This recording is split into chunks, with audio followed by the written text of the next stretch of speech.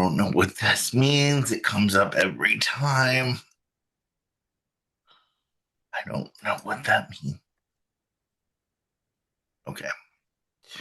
So now we're recording. Okay.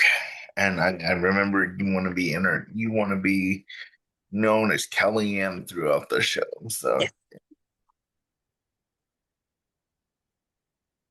which I don't know. I kind of wish I was born with two first names. That's cool.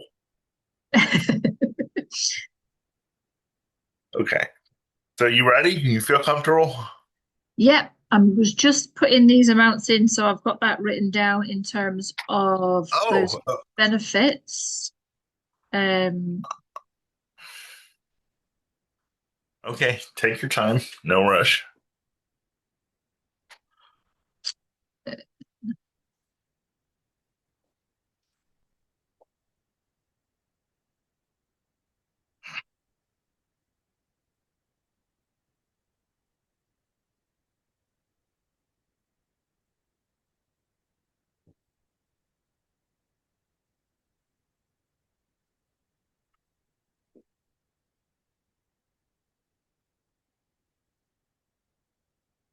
right, I think, yeah, I've got those amounts written down in terms of the carer's allowance and what DLA kind of is as well. Yeah.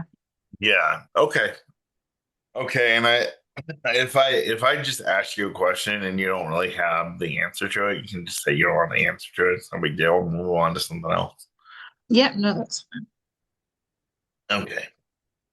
So here we go. Three, two. Hello, everybody. Welcome to the brand new episode of Nick Speaks, the podcast dedicated to the disabled community, where we speak up, speak out, and speak loud about the issues that matter to the disabled the most. I'm your host, Nick Comstock.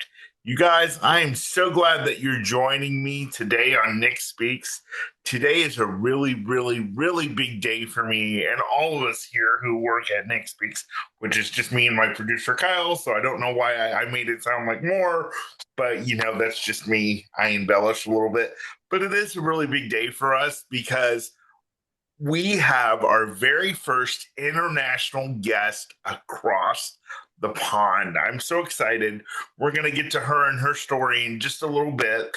But before I do that, I want to get into some show notes. I want to say if you want to come on the show, do what my guest did today.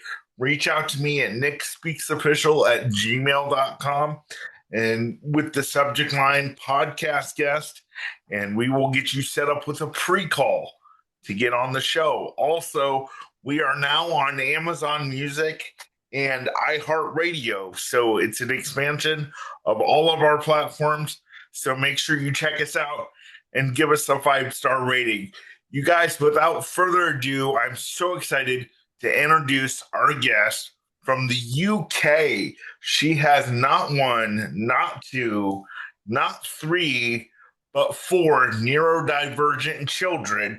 And yes, they are all biological. So you think having one was tough. Imagine having four. And I am so excited to introduce Kellyanne to the program. Kellyanne, how are you doing today? I'm very good, thank you, Nick, and thank you for having me on the show. It's lovely to be here and to speak to you and all your listeners. So yes. It is lovely to have you. And I keep saying it's a huge day. And I kept saying that to you during our pre call because it really is a huge day having you from the UK and getting to understand how things work over there in the UK versus here in the US.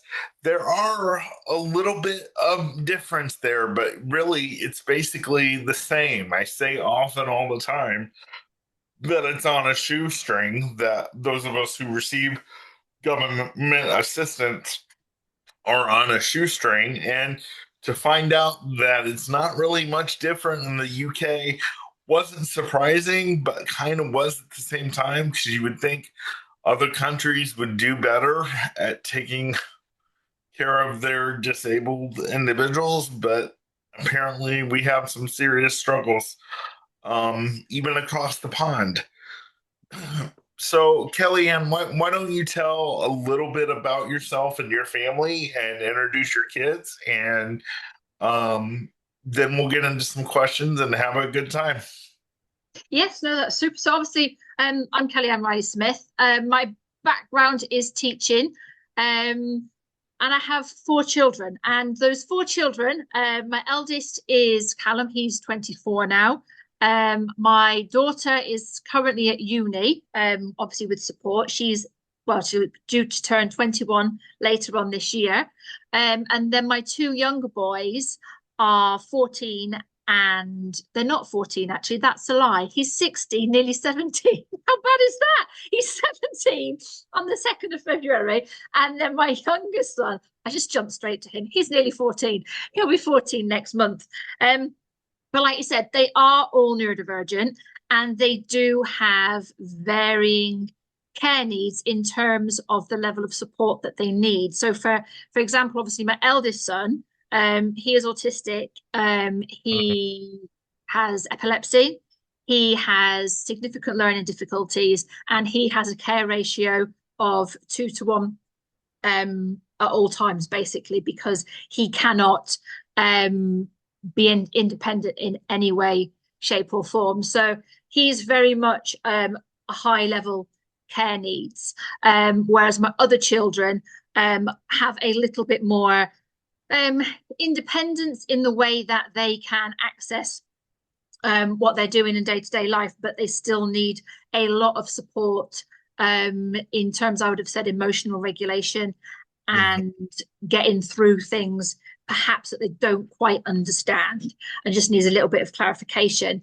But like I said, with my background in teaching, this is the reason why I've actually kind of almost come full circle and doing what I'm doing now. Whereas I support parents of autistic children with sleep difficulties, obviously relook at their sleep routine so that their children and the whole family can get a good night's sleep. So now I'm actually working from home, which is obviously very good in terms of it's flexible. The children have got me when they need me, but I am now an autism and anxiety sleep specialist.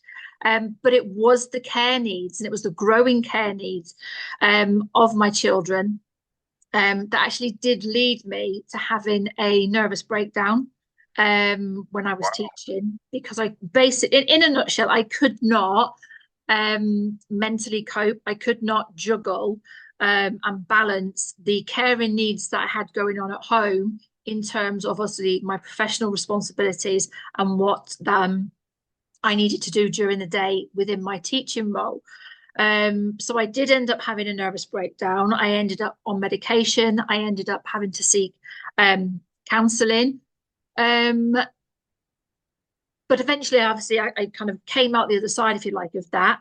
Went back to teaching, but it was never the same because there was never that support that I needed really in terms of I needed to be at home really. I needed to have that flexibility where I could take my children to the hospital appointments that they needed that came through, on the door, letters through the door. I needed to be there for them. Yeah. So I ended up taking voluntary redundancy just over a bit over 10 years ago now. And I set up a online Facebook group where I supported fellow parents of autistic children, generally in all aspects of caregiving. So I went through a lot. I found out a lot because a lot of things you aren't told as parents of, um, in my case, autistic children and neurodivergent children. You aren't necessarily told by the professionals that you would expect to have your back and expect to give you that support. Yeah. You're not told about the things that you are entitled to. You're not necessarily told where to go for help. Um, so it is a case of kind of having to find out for yourself.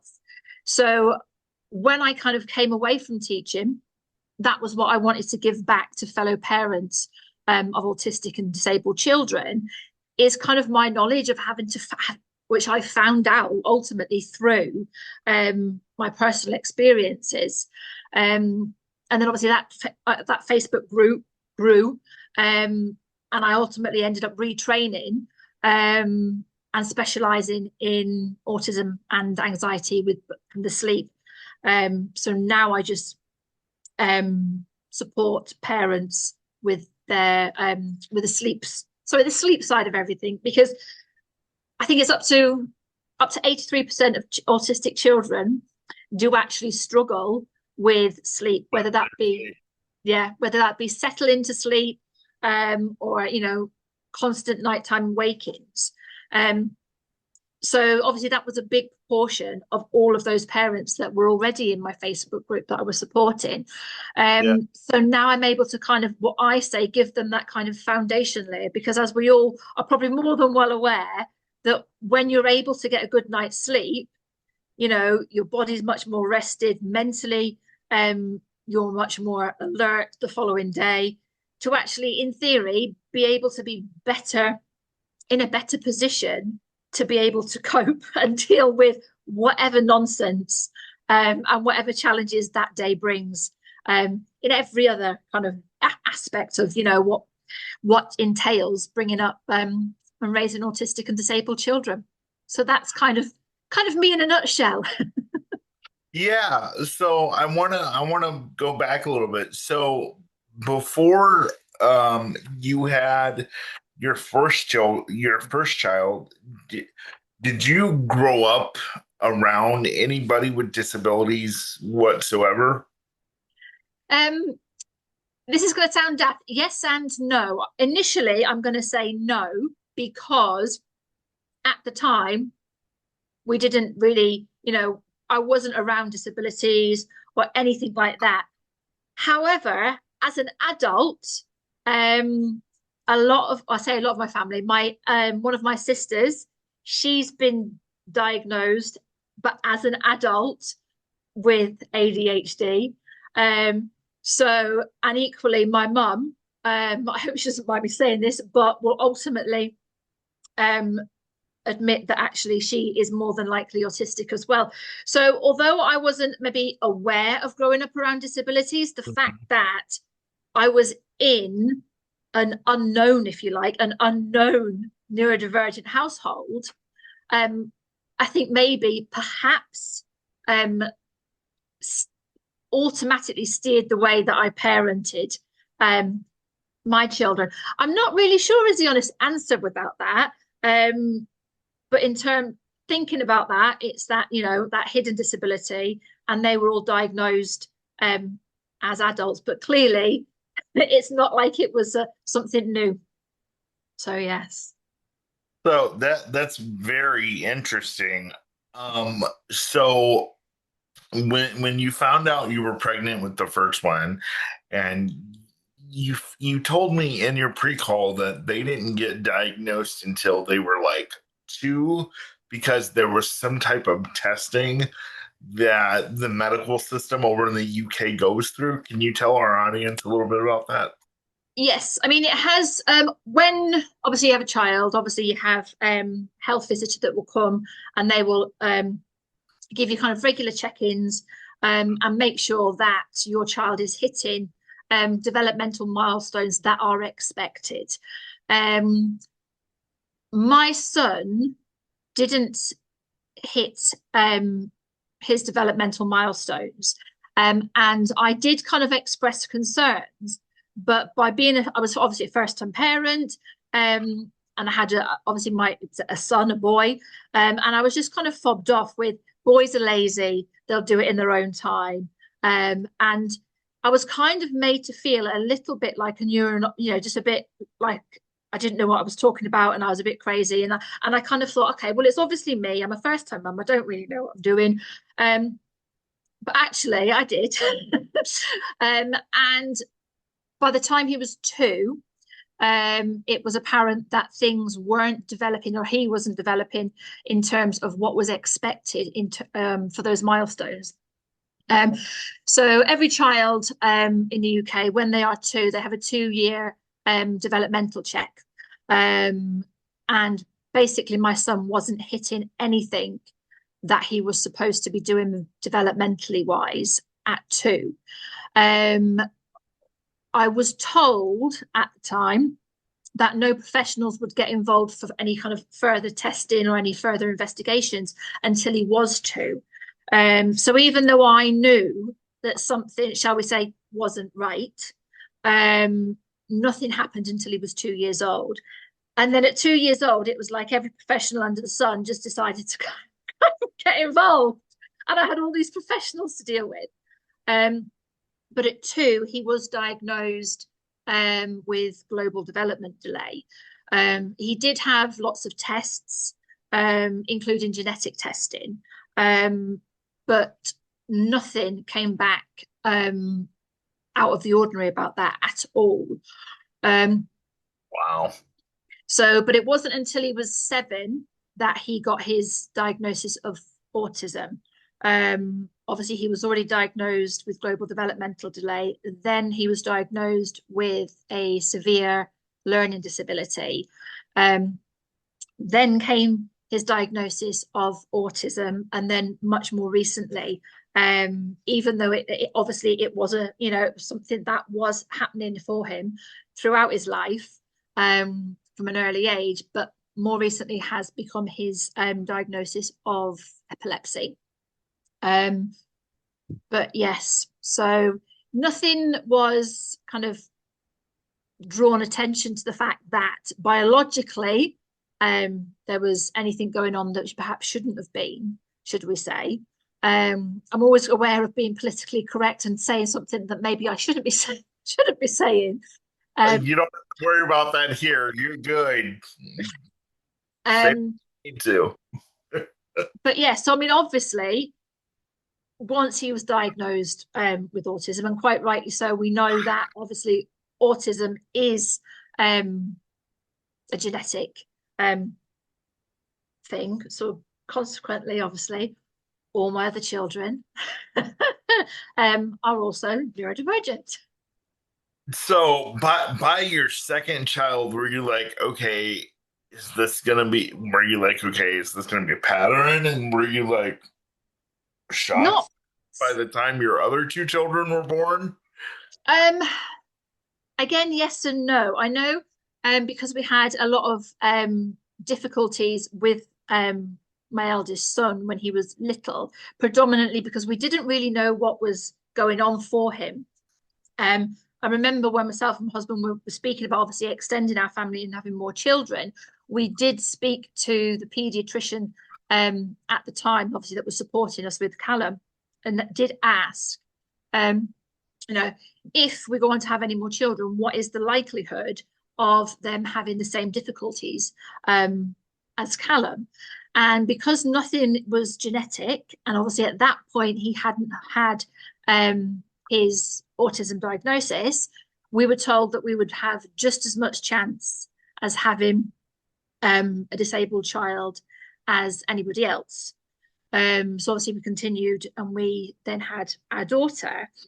Now my daughter, in terms of her her care needs, is very, very different to my eldest son because she doesn't have any co-occurring conditions. So she doesn't have a severe learning disability. She doesn't have anything that, well, apart from autism, sorry, she doesn't have any of the difficulties that my eldest son has.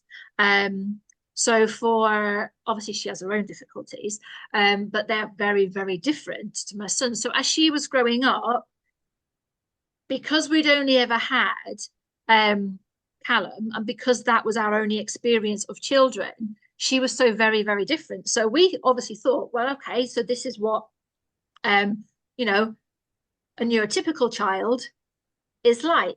But it wasn't until she was about 16 that she was quite late diagnosed because she was, and in fact, she still is, she heavily masks. So for years and years, a lot of her struggles, unfortunately, unfortunately to say, went pretty much unnoticed. And it wasn't until she got into her teens that Wow. obviously we realized that actually something else more is going on for her. and So then she when got she her was leg. two, she passed all of her milestones then. Yep, everything. Yeah, everything developmentally wise. She hit. She was actually a very early walker. So in terms of what's should we say expected of a child as they hit those developmental milestones, she was hitting all of those as she was going along. So there was no, from a medical point of view, there was no kind of cause for concern at all. It was just as she got a bit older that actually we realized, something else is going on here. Yeah. Yeah, and it was probably because you think she was so good at masking it, because you say she's still good at that. Yes. Yeah, very much so. Yes. Mm. She doesn't like to seem different. She doesn't like to kind of stand out. Yeah. So she just kind of, yeah, mask a lot of the time. Yeah. You talked about in the very beginning, a little while ago that you had a nervous breakdown. Did this happen after all of your children were born? And do you think it contributed to your four neurodivergent Um, children? it's it occurred, I'm just thinking now. um, I think it was just when we had three children. I'm just thinking possibly two. I'm now desperately trying to think when it actually happened. So let's go with two. I'm thinking it's two. Um, it was a lot of the time because, like I say, my eldest son has really intense care needs. He's very, very complex care needs. Um, so I needed to be at a lot of doctor's appointments. I needed to be making sure that he was um, basically having his needs met wherever he was. He started off um, at a mainstream school, which was, I'm not going to lie, which was horrific. Not the school itself, but the fact that that was a completely inappropriate place for him to be. Um, So it and was a special ed program. They didn't have a special education program there. not that was any good for him at all because of his complex needs. Um, So we like I say, and it's great looking back because obviously everybody, through your journey, you learn a lot, don't you? So in hindsight, he should have yeah. never even started a mainstream school. He should have gone straight into a specialist provision. But we actually were we were badly advised by the professionals that were supporting us at the time. And I was told that it would be easier to get him into a special school or a specialist setting if he went into mainstream first, um, and then he couldn't cope, as opposed to try and get him into a mainstream, sorry, not a mainstream, sorry, a specialist provision straight away. So I followed the advice of the professionals, and it couldn't have been it's one of the things I regret the most is not being able to get him into a specialist provision from the word go, if you like, um, because obviously he'd have had such more, that early intervention would have been, I Sure. think, beneficial for him. Yeah. Um, but just to put it into context, his first day of mainstream school, um, he came home with a black eye because a black eye, and he would have been 4. He came home with a black eye because he'd been left unsupervised, he'd fallen, and he'd gone straight into a table, and the corner of the table had gone straight into his eye because he wasn't being watched. Um, and then it was just kind of a bit of a catalogue of errors, even down to the fact of he didn't have his own peg to hang his coat on. And when I questioned the teacher about it at the time, she was like, but he can't hang his coat up. I said, but that's completely irrelevant because he should have a peg to hang his coat up on, just like all of the other children in the That's rest of the class. ridiculous. That's ridiculous. Wow. Um, I mean, Okay. when he was at nursery, I was told that he wasn't allowed in the Christmas concert because he would make too much of a noise and it would disturb and it would be a disruption to the rest of the parents who'd come to watch their children. Wow. So he was real. My goodness. I'm so sorry that you No, went. but I mean, thankfully, like I say, I found that was happening before the Christmas concert. And I said, well, I didn't say I'm really sorry because I wasn't sorry. I said, no, I said, my son is going to be in the Christmas concert just like everybody else's child is going to be. Because that's, is entitled to do exactly the same as what everybody Sure. else. Um, Absolutely. he just needs more support to be able to do that.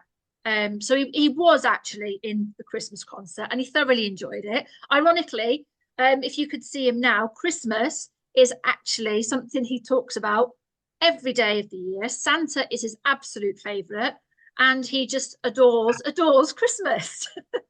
That's Anybody that knows awesome. him, anybody that knows him knows he's very much into two things: is Christmas and tractors.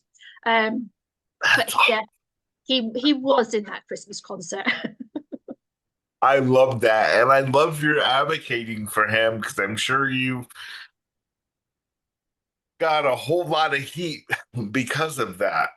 Um, and I'm sure you didn't care because he was in the concert. So Yes. that's awesome. So let's talk about because you said because of your four neurodivergent children that you and your husband had to eventually come out of the public work sector and start working for yourself. Can you talk about why and I mean, we know why you had four kids with disability, but can you talk about how that went into effect and what you went through making those decisions and how you came to that decision? Yeah. I mean, for me, obviously, it kind of accumulated over quite a few years because obviously I'd had my nervous breakdown. I did go back to teaching, um, but I still didn't have the flexibility that I needed to be able to also be at home and Sure. take care, obviously, of my children's needs. I did initially reduce my teaching hours, so I did go part time, but even at part time, there was still not enough flexibility for me to be able to give 100% to my children. And it kind of what really kind of switched in my head was I was working late. I was giving so much to everybody else's children that my children were suffering. And as much as I love working um, with children, and I did love my time teaching when I was in front of the actual students, it was a case of I can no longer do this because it's not fair on my children, for me to be putting somebody else's children first, if that makes sense. Um, Absolutely, 100%. so when the opportunity arose, when I was thinking about this, they were at the school I was working at, they were having to get rid of some staff. So when it came to the point of voluntary redundancies, before obviously they forced people to have to go out, they did kind of send an email around and say if anybody is thinking of, leaving, if you'd like to take voluntary redundancy, and that was kind of like my get out, that was my get out clause. That was my that's my signal. That's my time. So I took that, and obviously I was able then to have much more flexibility at home. For my husband, he kind of finished his work. That would have been back at the start of 2002. And that came about simply because, again, um, I was kind of getting, well, obviously, which time we obviously got the four children. My time divided between the four children was getting very pulled, between different areas. So I had Or appointments for one child, appointment for another child, meetings for one. Um, and just that, and that's obviously just on top of the regular, school runs, just the day-to-day parenting thing, which is never easy by itself Sure. anyway. um and he used to work quite long hours, which saw him leaving the house quite early in the morning, so he was gone for about 6 o'clock in the morning. And then sometimes he usually came home for around about 5 o'clock. And but then there would also be the odd occasion where he would have to go back to work and do like an evening shift. So he was out, I would have said, more than he was in. Um, and obviously when he was in, because he only worked Monday to Friday, so the weekends in terms of his support made such a difference to not just me, but to the I'll start again. The family dynamics as a whole. It was like, really, this is what we need to be doing on a full time basis. My husband as well had started to get very um, disillusioned and very kind of a bit depressed, and with the job he was doing. I think primarily because he was out of the house and away from us for such a lot of the time. That was starting to affect his mental health a little bit as well. Yeah, of Uh, course.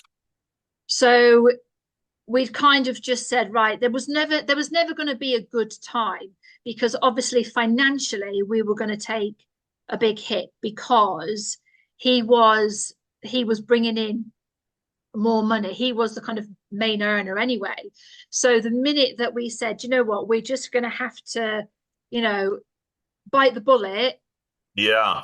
do this for our own health, because obviously, yes, money, we know we all need money, everything costs. But I always say above money and above finance has to be your health and well-being, because that's something that actually you can't ever kind of, get back. And for me, that's always had to be the top priority. So we did ask for his employer to consider a more part-time role. But that was just a blanket no. There was no flexibility there whatsoever. So it was just a case of, right, well, I'm really sorry, then we're going to have to kind of, say he handed his notice in. He did go back and do a little bit of work for them after he left their employment on a self-employed basis, um, until he had an accident. Which then saw him, I don't know why I'm laughing, that was really not very kind, was it? Um, but he had an accident, um, which meant that actually he couldn't then go back and do that job um, So again. is he physically disabled now, or is he Um, okay? he is okay. I don't. He does actually have his own problems. He had what the accident was he actually caught his hand in a table saw, Oh um, my goodness. which saw him. I mean, he was actually very, very lucky not to lose any fingers. They managed to actually, um, you know, reattach them, sort him. I say sort him out. He's actually still waiting for an operation now on that hand, and that happened um, literally 2022 as well. So he's still having ongoing problems with that. And he does actually have his own health issues, which again didn't come until after he left his job role. Um, but again, in hindsight, I suppose he would say everything happens for a reason, but he wouldn't have been able to continue his job role with the health conditions that he's got at the moment. And My obviously, God. that's it. Yeah. So how has having your husband out of the workforce and you out of the workforce now with your husband with his own health problems, how is this all hindered you financially? Like, are you guys barely making it? Are you okay? Like, what's I the would status? say I would say we're just above about scraping by is the honest answer. Um, Obviously, like I say, when he left, it was a big hit for us financially. It is that whole kind of look into what support you are entitled to. Again, um, everything seems to be a fight. So you have to fight um, to get any disability benefit. You can't claim, we have what's called carers allowance over here, which is if your child or an adult is in receipt of either disability living allowance or personal independence payment, and you have to care for them over 35 hours or more a week, as long as you're not earning over £195 a week after any deductions, then you are in theory entitled to what's called carers allowance, which is a set rate of £83.30 a week, which obviously equates to about $111 a week. But you have to wait until your child or the adult you're supporting gets awarded disability living allowance or the personal independence payment before you can even put a claim in for carers allowance. At the moment, the turnaround time from putting an application form in for disability living allowance, until they kind of make an award or choose not to make an award, is taking anything up to 28 weeks. So that in itself's a massive, lengthy process. If you get the decision back that your child or whoever you're supporting isn't entitled to that, you can challenge it. But that challenge again takes up to another further 28 weeks to make a decision. Right. So it's all of this time, without any income, in terms of what people are actually entitled to, and just a massive wait for anything. And that's making the assumption that they make the correct decision in the first place. So you're waiting a good chunk of the year, 28 weeks. I mean, here in the US, it's like maybe 30 to 60 days at most, to wait on any decision like that. Yeah. 28 weeks. Wow, that's crazy. So I you mean, sorry, I was going to just say some people do get that dealt with much quicker. But obviously that's kind of, how long it can take. Yeah, it depends on who's pushing the paperwork. absolutely. It depends on whose desk that paperwork lands on. Yeah. My gosh. So you guys basically live off of that $111 pounds in the UK a week off of that for four children. Now, does that amount increase? Is that per child or is No. that for Um, all of them? yes, you can only claim carers allowance for one individual, regardless of how many you actually support.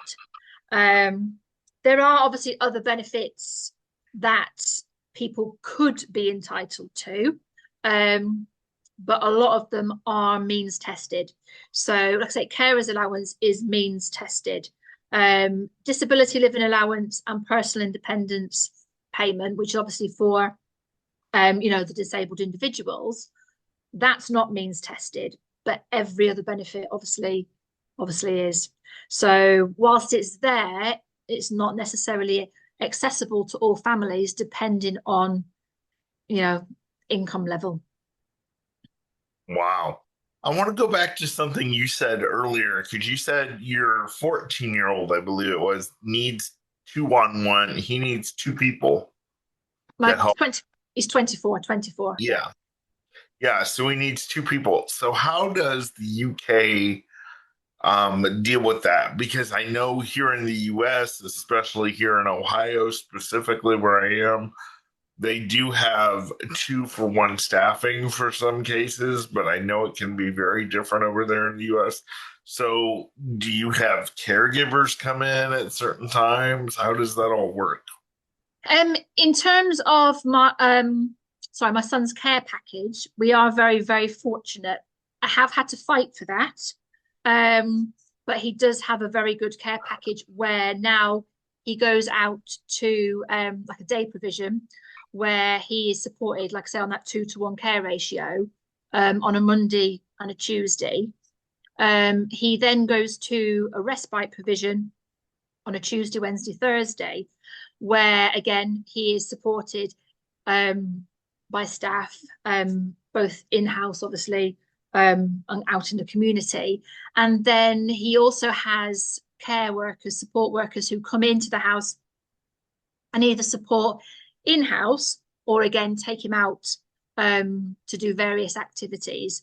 And he has some support workers that come to take him out on a um oh I don't even think on a Friday and a Sunday, and that is all part of his care package, which is obviously provided by the local authority, so our local council. Wow. Okay. So when you say they take him out, does he not live with you certain days during the week? Because I know you talked about in your pre-call, like they have these houses where people can go live for 2 or 3 nights a week and give the parents a break and all that. So does he Yes, participate in that? he does. That's his respite provision as well. So on a Tuesday night, a Wednesday night, and a Thursday night, he's not at home. Or a Wednesday day, obviously, and a Thursday day. So we basically drop him off on a Tuesday evening, and then we pick him up on a Friday morning. And whilst there are these respite provisions available, there's nowhere near enough in terms of need. So there are so many families out there that desperately need support and desperately need respite, and there just isn't the provisions. And they're just not getting the support that they need because it's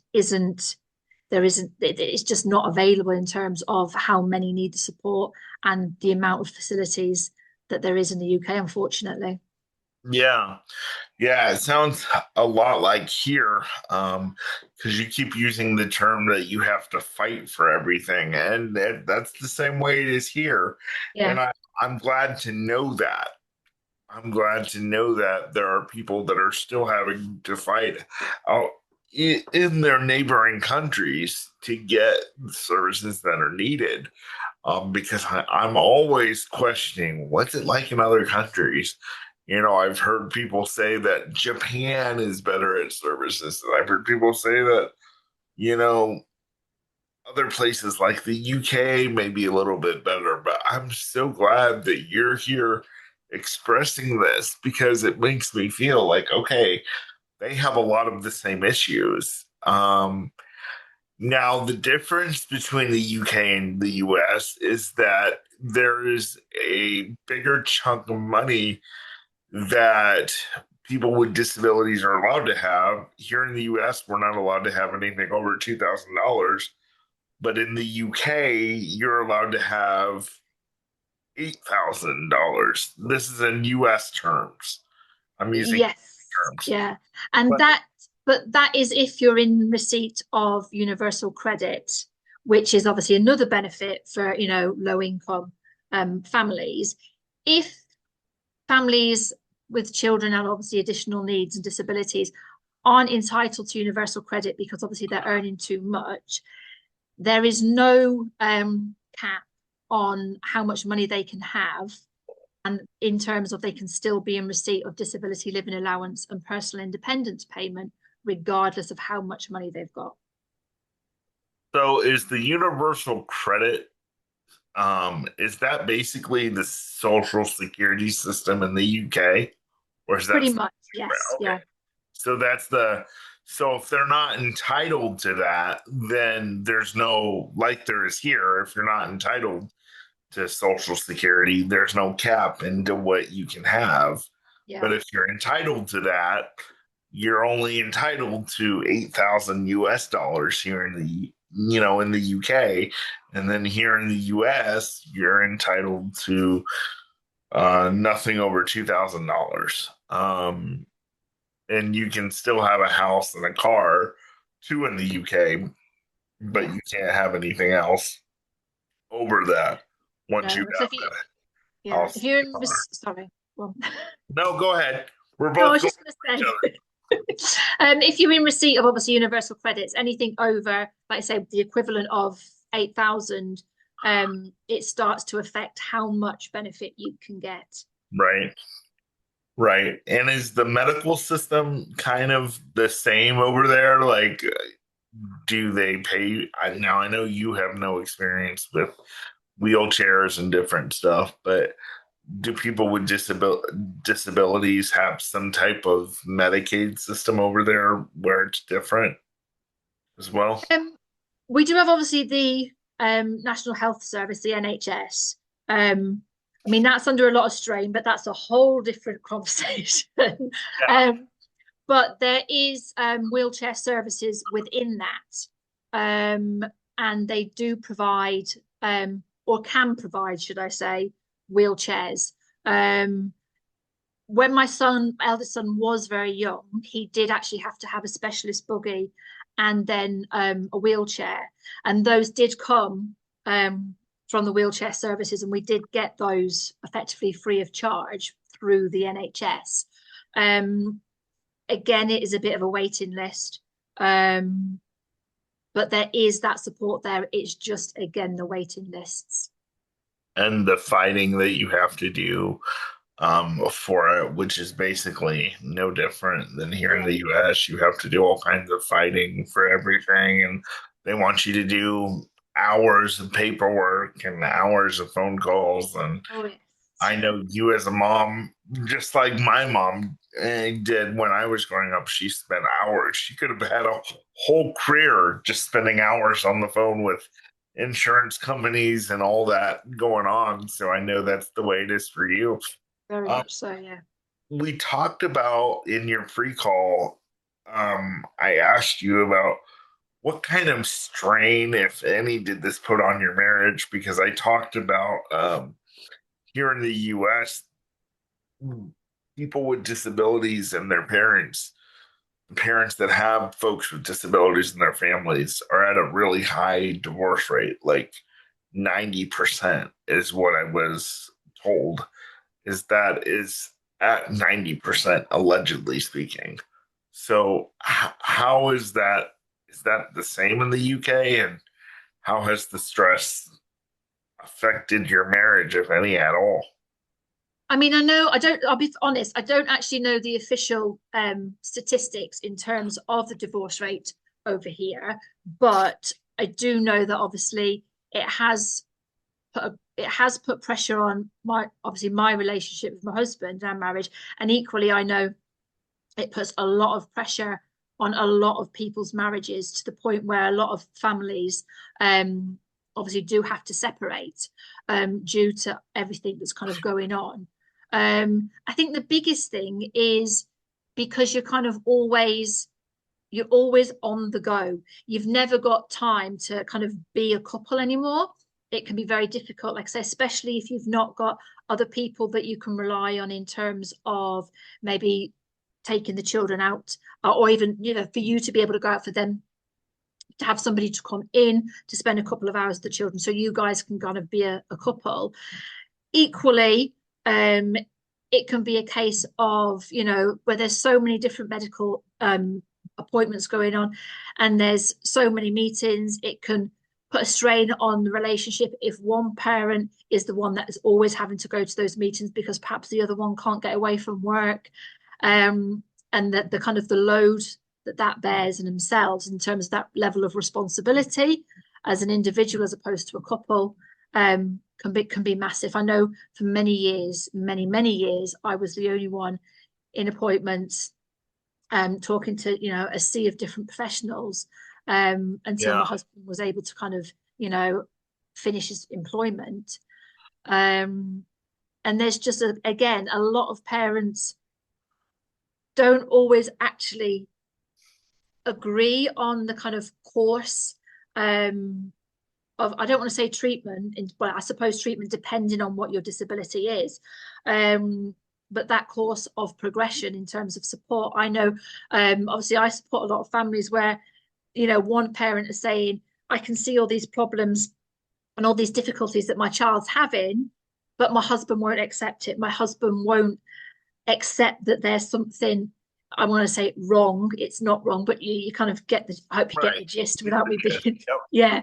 And so then if there's one parent who's trying to push for the support, there's the other parent that's saying, there's nothing that needs to be done. And obviously that then drives a wedge between couples as well. Sure. Sure. So I want to talk about a couple of different things before we wrap up. I want to talk about the big difference between the food assistance program in the US and the food assistance program there in the UK. Because here, now it is under a lot of scrutiny right now, and the current administration here is working to fix that against a lot of people's wishes, but it needs to be fixed. But there in the UK, you're not given a food card with a certain amount of money on it. Tell everybody what the difference is between the UK and the US. In terms of like a food voucher or food card, there isn't there just isn't anything like that. If people are on a low income, obviously they get those benefits, but that's just paid in cash. And ultimately, people can go and spend what they want on whatever food they want. If they are struggling, there are food banks where you can go to get support where those food items are either free or extremely low cost.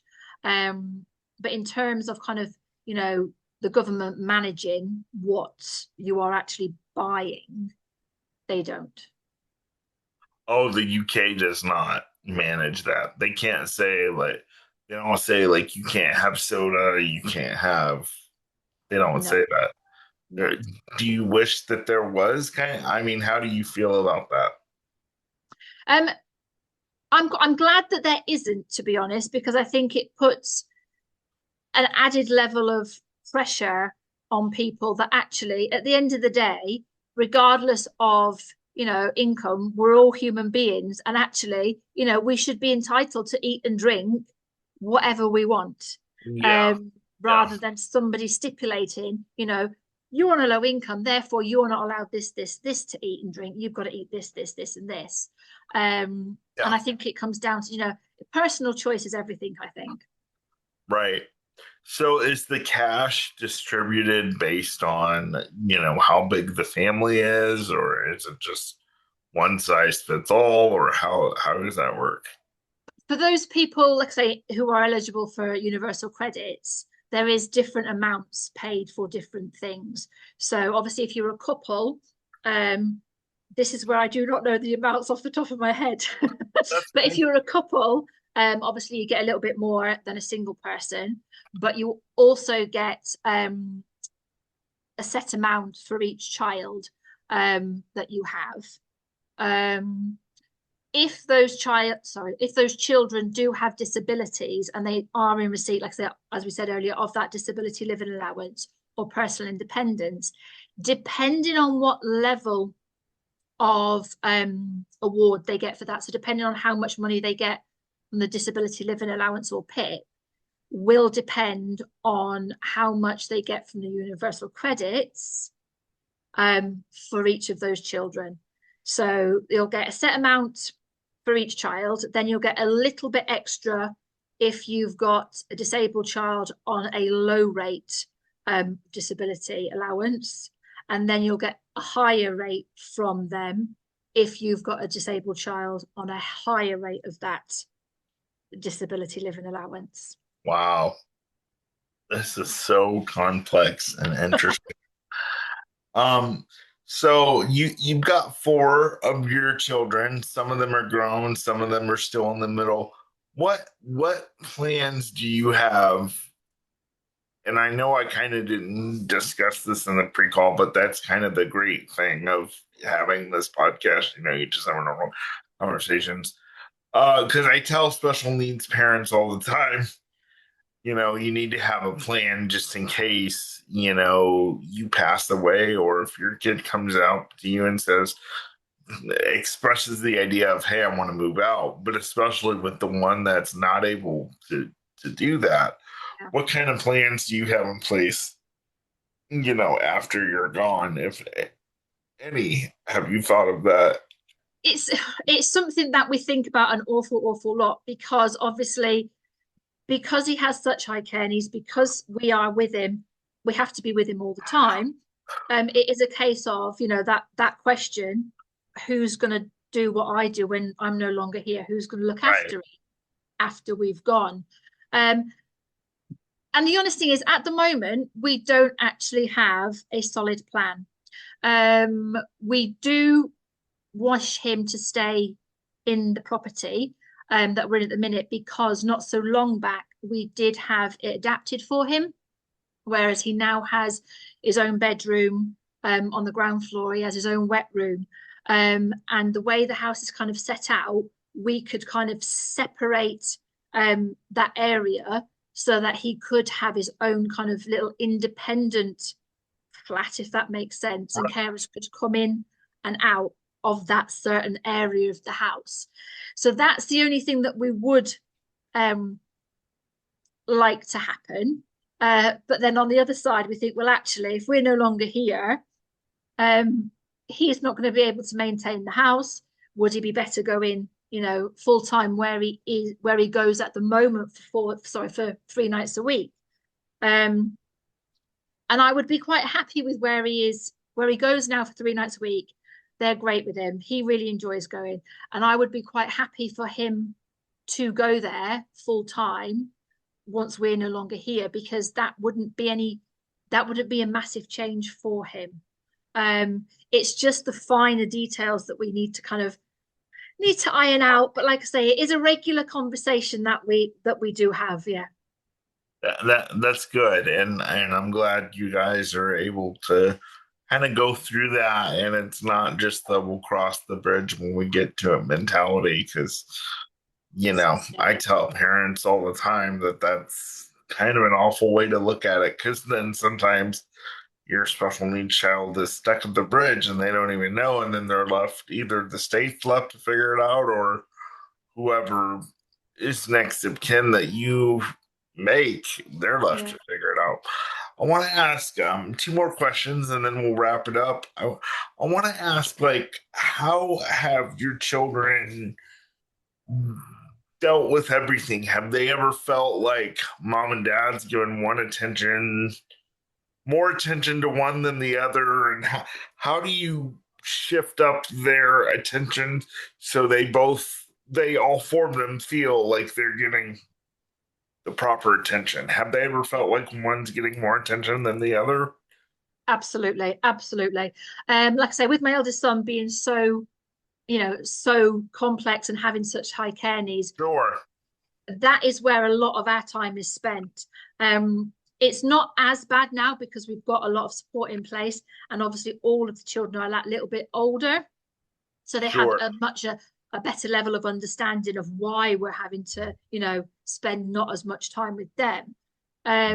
But especially when they were little, it was very, very different. Sorry, different and difficult. So it was a case of trying to explain to them that it's not, this is where we have to be, not that we kind of love them any more or any less, the new guys, everybody's the same, but just that he needs more time. And over the years, we kind of did things where when my eldest son wasn't here, we would make sure that we were doing something specifically, that the other children wanted to do, that they wouldn't have necessarily been able to do when we had, when Callum is at home. We also got young carer support, because obviously they did take care, and then still do in some aspects. They help take care of him. So we've had a lot of support over the years from the young carers, where they would also go out and talk to other young carers, so that they didn't feel quite so isolated, and that they would have support through that group as well. But what we try to do as a family now and which obviously it's taken a while to get in place. But obviously, we are a family of six. But during the week, sometimes we are a family of five.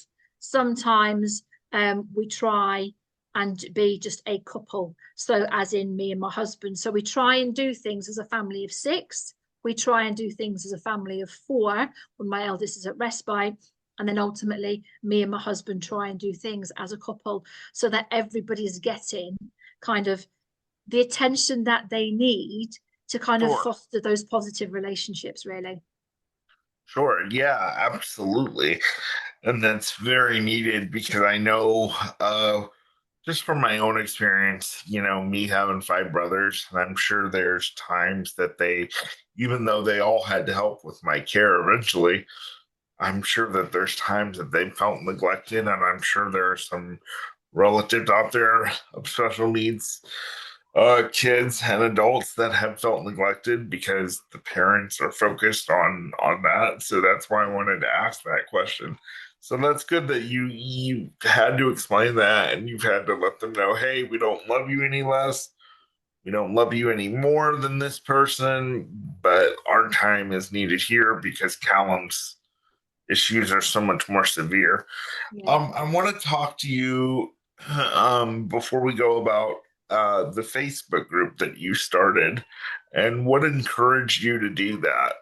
I know you talked a little bit about it in the beginning, but I want to kind of expand on that and tell everybody about Because, like I say, the kind of main reason behind the Facebook group was I wanted to make sure that no parent ever felt the way that I did when I was in my early stages of bringing a child up, with no guidance, and with that child having significant needs.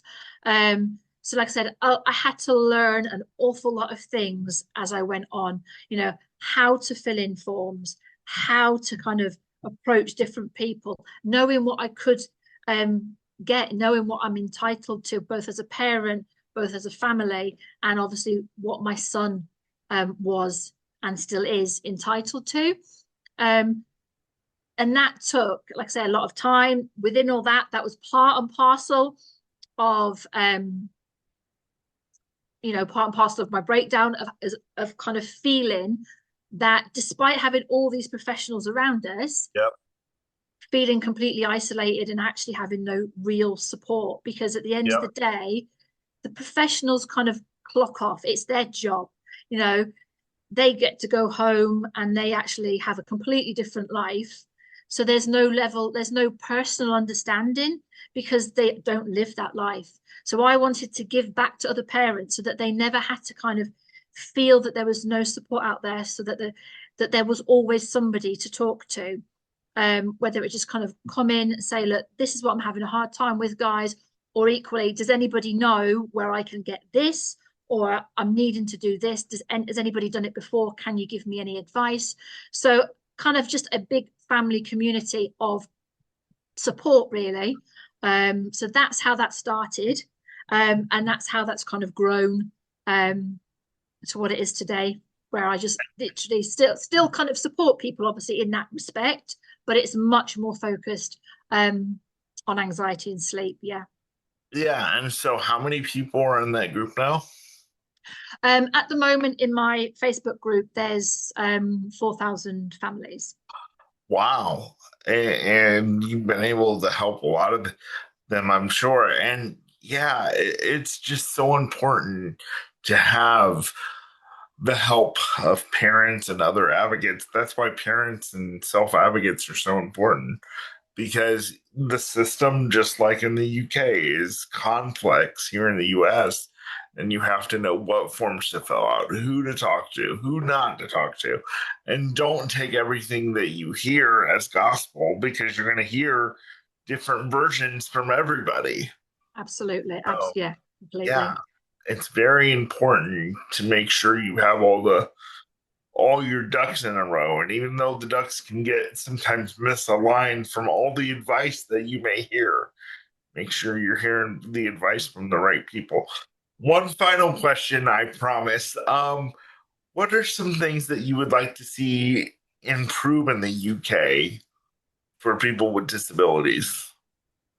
I think what I'd like to see improve is the level of understanding from those in charge who are actually making all the decisions that affect our lives. Because what seems to be happening at the moment is just the people in charge, at both local government and central government, there's no actual understanding of real understanding of disability and how that impacts the individual's lives, the whole family's lives.